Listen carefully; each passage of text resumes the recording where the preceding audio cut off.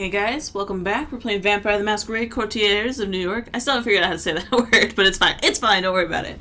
My name is Myriad Roses. I play video games. Currently, we're playing this game. We're playing Yakuza and The Witcher on my Twitch. We're also stream on Tuesdays over here on YouTube, Random Games. I think we were playing Boyfriend Dungeon recently, but I think we're going to be playing, for the month of January, we're going to beat Boyfriend Dungeon, and then I think I'm going to go back to Fallout. But then in February, we're going to do all dating sims the whole month. So any gameplay that I have that's ongoing is going to be paused, so I can just play dating sims every single day. It's going to be so fun.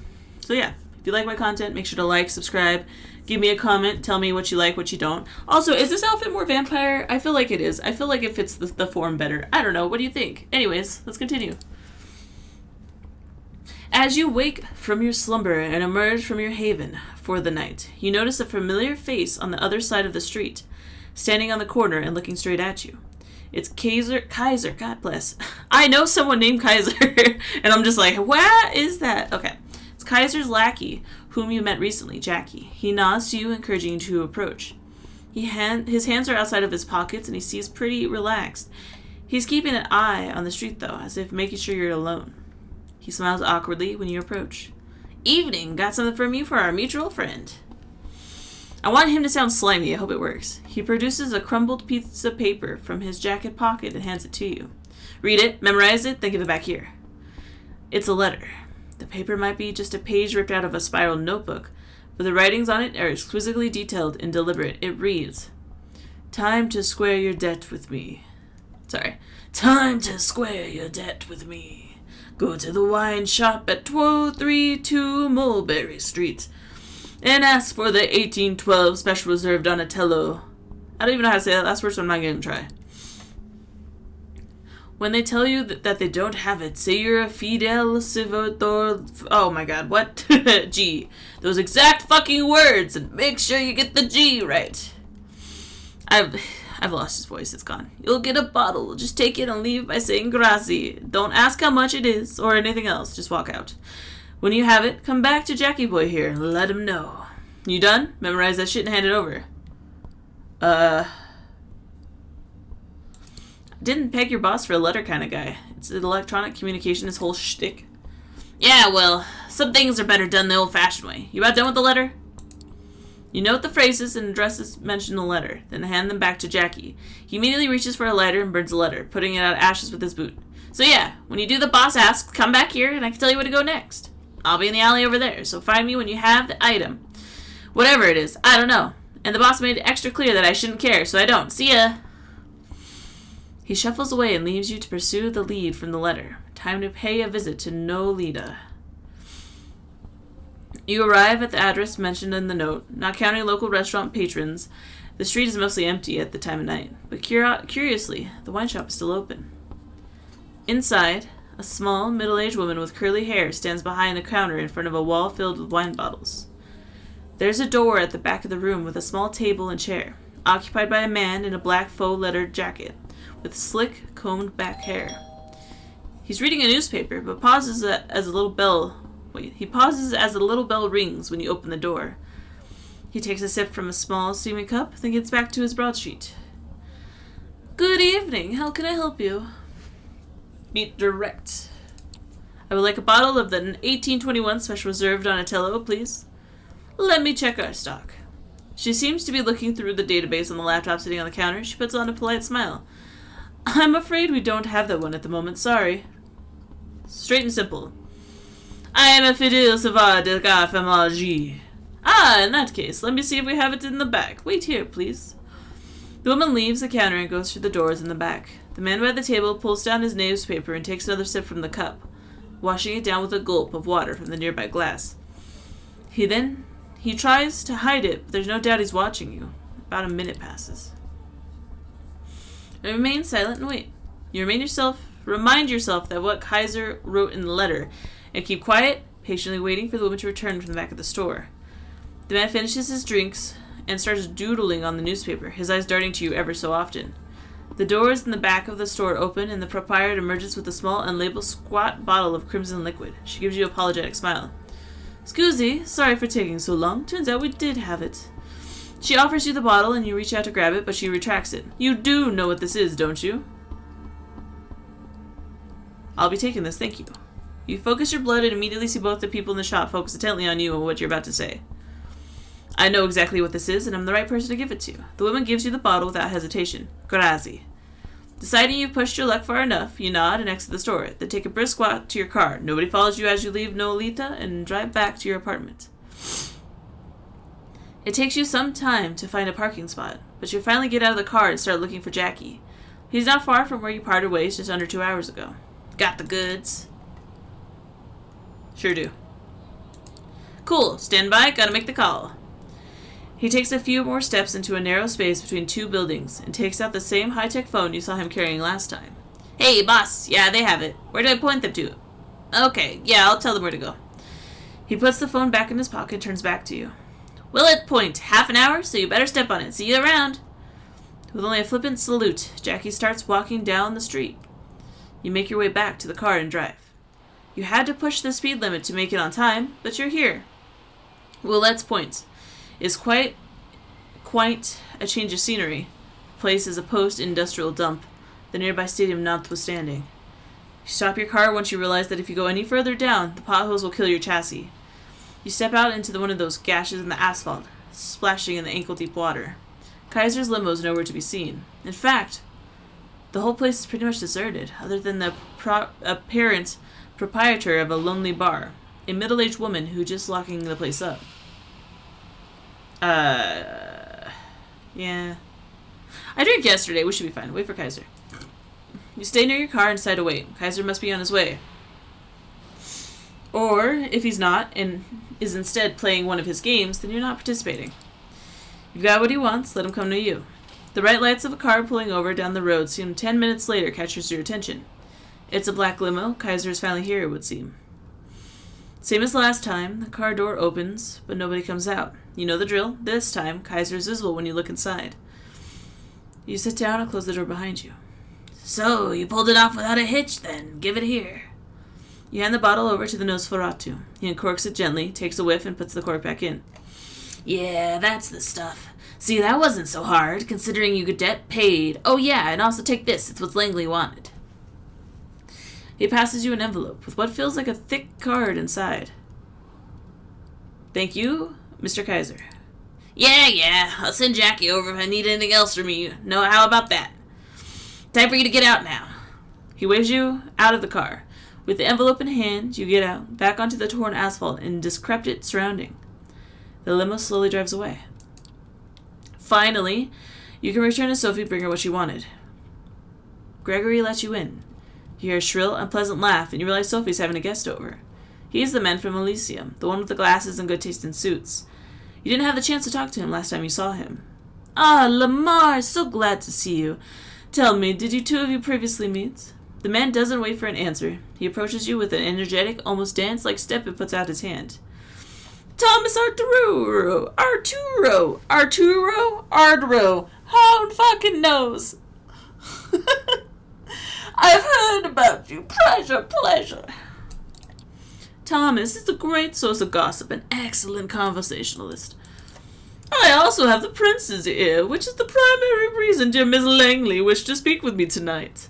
Good gossip, even coming from me, is nearly as valued. Sad. Sophie's taken aback by the man's direct comment, but smiles politely. The awkward atmosphere is broken again by the guest's grating laugh. I kid, of course, I kid. Well, I was about to leave anyways, so I'll leave you two to it. Good night, Sophie, Lamar, Greggy boy. Sophie's driver opens the door for Arturo, and the guest steps out with a single wave of the hand towards his host and you. The door closes. He's quite the character, isn't he? Yes, quite. But he has his uses. Thomas has clout in court and access to many juicy details on everyone from the prince to the lowliest primogen. It's useful to have him on your side, even if his eccentricity requires some patience. Speaking of patience, you have been putting mine to the test lately. Did you manage to contact Kaiser and acquire what I asked for? Yes, I have it, but the data you offered was old news to him. I had to do another job for him before he gave me this card. She retrieves the envelope from you. I'm sure he did. I do hope it wasn't much of an inconvenience. It made me go get an entirely separate escapade to retrieve a bottle of wine from a store in Nolita. I had to use a code phrase and whatnot. Wine shop code phrases, that degenerate pest. She's visibly agitated, but calms down and smiles at you. Don't worry about it. I'll make sure that whatever Kaiser had you do, it'll blow over. I feel like she's not, like, the best person to help. Like, I think she's doing something shady, okay? But I also feel like, personally, that I'm under her wing, so she will keep me safe to a certain degree. So if anything stupid happens, I should tell her, just because she'll protect me in a sense. But, like, when it comes to, like, butting heads with her, I know I'll lose, if that makes sense. Like, I feel like she doesn't want to look bad, so she'll keep me safe from other shit. She opens the envelope and looks at the card. You notice the same lettering you saw in Kaiser's note from before, but can't see the details. Her eyes widen. Yes, excellent. I need to call in some favors. I will likely be busy for the next few nights. You have my permission to show some initiative, my dear charge. I will contact you soon. With that, Sophie ushers you outside, and you are left to do with the rest of this night's hours as you like. Alright, well, I want to finish one person's story, so we'll just keep going. A tapping on the window, a small grayish bird flying off, a small piece of paper left on the windowsill. Prospect, ASAP. As you open the blinds, you are able to spot a small grayish bird flying off into the night. Looking down, you notice a small piece of paper on the windowsill. Prospect, ASAP, Tan. Third time's the charm, you think to yourself, as you once again cross the gate of Prospect Park and head over for Tamika's haven. To your surprise, you find her out in the open, sitting on the lawn, surrounded by a host of woodland creatures, birds and squirrels mostly.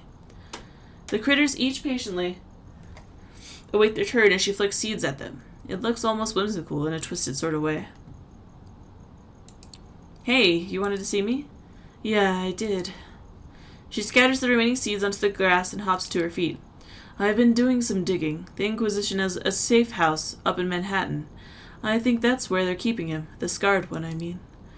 I want to pay them a visit, kill that thing, and as many of those Psy bastards as I can along the way. Isn't that the breach of the masquerade? Attacking the government safe house. Correct me if I'm wrong, but wouldn't that be considered a breach of the masquerade? Yes, and that's the least of our worries. Throw in a legion of armed goons standing in her way and an all-powerful vampire at the cherry on top. Look, I'm not stupid. I know it's risky as hell, and I'm well aware I might not be coming back. Still, it's something I have to do, with or without your help. Ah, what the hell? Who knows to live forever, right? I'm in. Me too. It's my headcanon for him that he has like a kind of a squeaky voice, but then he like pretends to be tough because I don't know. I love that. He emerges from the shadows a mere few feet away from you. Son of a gun finally managed to sneak up on you. Tamika eyeballs him as he gets closer.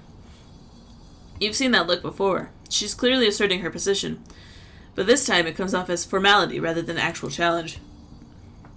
How long have you been there, Raoul? Long enough. I'm still not buying that whole scarred one bullcrap, but taking a bite out of the Inquisition's collective acid is too good to pass up. I want in.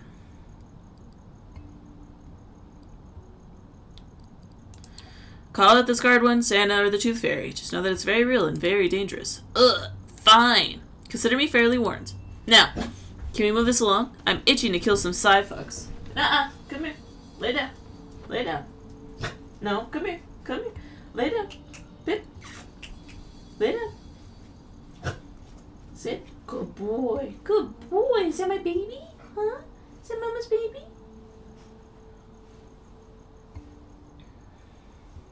Is that Mama's chunky boy? Is your puppy? Is he a good boy, huh? Yeah, he's a good boy. Don't lick me, I got lotion on. I always feel bad.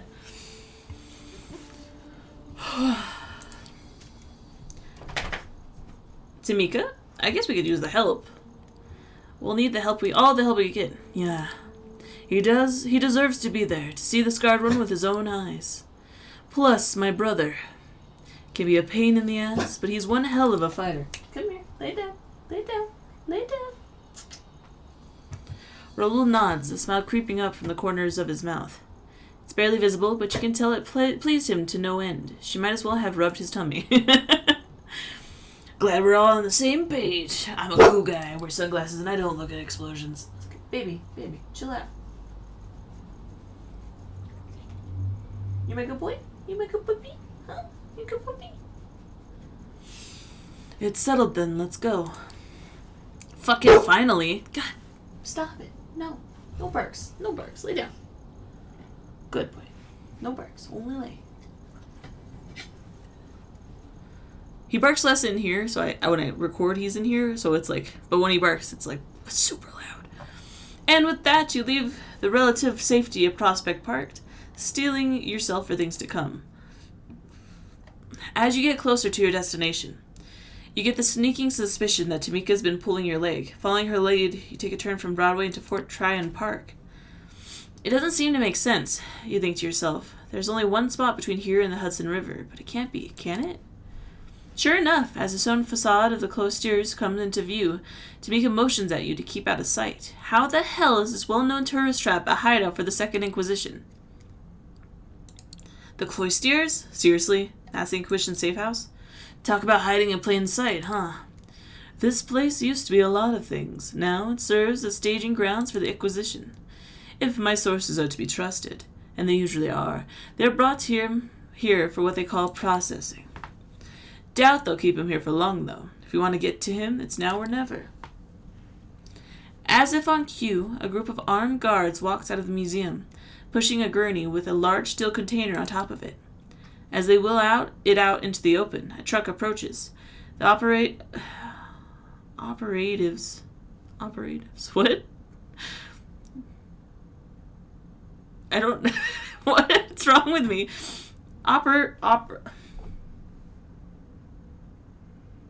Whatever. Start preparing to load the crate on the vehicle. You scan the area, trying to take a head count. Tamika beats you to it. I count at least 7, probably more inside. We should do this quietly and take them out one by one. Raoul frowns. I say we go in guns blazing, figuratively speaking. If there's more inside, let them come. The more, the merrier. Stealthy approach, please. Tamika's right. We should get in quietly, take them out one by one. Tamika nods in silence. Fine. Let's do this already, before you two bore me to final death. You split up, aiming to cover as much ground as possible. Sticking to the shadows, you advance, keeping track of one another's progress. You hardly even notice as Tamika takes out the first guard, not a peep out of him. Trying to keep up, Raoul kills one to your left. He's sloppy, takes a sweet-ass time bleeding the guy out. With his dying breath, the man lets out a yelp, drawing the attention of one of his comrades. With the guard fast approaching, you ponder your options. Choke him out, so they don't know I'm a vampire, right? As the guard walks by, you leap out of the shadows and put him in a crushing headlock, opting for a non-lethal approach. Quickly choke the guy out. Just as you're about to move on, Raoul jumps in and plunges his claws into the man's chest. He then turns towards you and mutters a silent reprimand. No witnesses. 3 down, 4 to go. You keep a steady pace, moving across the courtyard, picking off the guards one by one. Tamika does her part, 3 to go. Raoul gets messy again, at least this time he's quiet. With only 2 of them left, you pick one for yourself and just the other fellow rough ferals to take care of the other. Tamika's quieter, but Raoul's closer. Which one will you choose? Tamika, obviously. You wave your hand at Tam, pointing at the final target. She nods and starts making her way towards him. Suddenly, by virtue of sheer luck, he turns around just as she's about to pounce. His scream is quietly muffled, but it's still loud enough for the very last guard to hear. As all 3 of you approach him, the dire reality of the situation hits him like a ton of bricks. Paralyzed with fear, he keeps shifting his aim from you to Tamika to Raoul. He is severely fucked and he knows it, and since you're standing closest to him, you might as well do the honors. Feeding opportunity. You walk over to the quivering mess that mere minutes ago thought himself the toughest of the tough. Before he can react, you slap the gun out of his hand, lean in, and smile. Hi. Half a second later, your fangs are already halfway to his windpipe. The blood tastes sour, with a hint of cowardice and regret. Could have gone out with a bang, chose to go out with a gurgle. Oh well. With the Psi operatives taken care of, you turn your attention to the container sitting in the middle of the courtyard. Using your combined strength, you make it quick work of the steel door. As you walk in, the moonlight from behind you illuminates a twisted figure hurtled on the floor. It's hard to believe that the thing lying before you, beaten and tortured, within an inch of his own life, is the same creature you fought back at the cemetery. What the fuck is that thing? The boogeyman. Raoul, turns out he's real. Who knew, huh? His lips move silently as if searching for the right words. He looks to you. He then turns to his sister, as if waiting for a sign. For a moment, Tamika just stands there. She looks down at the scarred one, the once fearful boogeyman, whose very mention could strike terror in the hearts of her tribe, now reduced to a whimpering pile of flesh. Finally, she turns to you with a look of childish innocence mixed with confusion. Then she looks back at the scarred one. You can tell she's lost. Tam, what the hell are you waiting for? Let's kill this thing and get out of here. You sure? That's what you want? Look at him, as if he's dead already. It's all in all ways that matter anyway. Are you fucking kidding me? We came all this way just to back down now? Stop talking. She's quivering, clenching her fist. You can tell she's about to reach a decision. Remember, you don't have to do this. You don't have to become like him. Suddenly, the very air around you seems to thicken. You look over to Tamika. She's not quivering anymore. She walks up to the scarred one. The pitiful creature presses itself into the corner in a desperate and futile attempt to crawl away. Ah! Without a word, she grabs the creature by the ears, sinking her claws into the sides of his head. She looks him dead in the eyes. Her voice cuts through the air like cold steel. Stay out of my territory. In once fluid motion, she rips the chain off the walls. The pitiful shadow that was once the scarred one scurries off into the night. Rollo seems flabbergasted. Tam, what the hell are you doing? Carving her own path. Aww. Standing outside the steel container, the three of you take a moment to gather your thoughts. You look at one another as the blood staining your hands, clothes, and faces. In the pale moonlight, it appears black and shiny, like a fresh ink stain on a fresh sheet of paper. Without another word, you head back towards the city lights. The journey back takes longer than it did in the other direction. With bits and pieces of the Second Inquisition still stuck to your clothes, you decide to play it safe by sticking to back alleys and cutting through the darker corners of the city. Tamika stays several steps ahead. Both you and Raoul are quite content to follow her lead. You can tell that these last few nights have taken a toll on her, but not necessarily in a bad way. She seems stronger, somehow, confident, or in tune with herself. Soon, the awkward silence proves unbearable enough that you're willing to risk making small talk with Raoul. You think she's gonna be alright? Yeah, I think so. She's got to figure out some stuff. Our lineage, we have a special relationship with the beast. We can either let it control us or become attuned to it. It's a constant struggle marked with difficult choices. I think Tam just made one of them. Pondering what you've just heard, the rest of the trip barely registers. To your surprise, you suddenly find yourself back in Prospect. Tamika keeps walking. She strides through the park gate like a queen of old, returning after a victorious conquest. You want to call out to her, but Raoul stops you with a gesture. Not yet. Give her some time to process all this shit. She'll let you know when she's ready. And hey, you did alright. I mean, don't get me wrong, you're still an asshole, but yeah, thanks. He smiles at you. Wonders never cease. See you around. And with that, he follows in his sister's footsteps. A weird smile creeps onto your face as you meld into the New York night. I don't. I need rest. Okay. I feel like I should end here just because the next one's going to be longer and that way I can get more out. I know the viewage on long playthroughs go down over time, so I'm not too worried, but if you're here, thank you so much. I really appreciate it. If you have any thoughts, any games you want me to play, any vampire stuff I haven't heard of, please let me know. And I'll see you guys in the next video. Goodbye. I love you. Goodbye.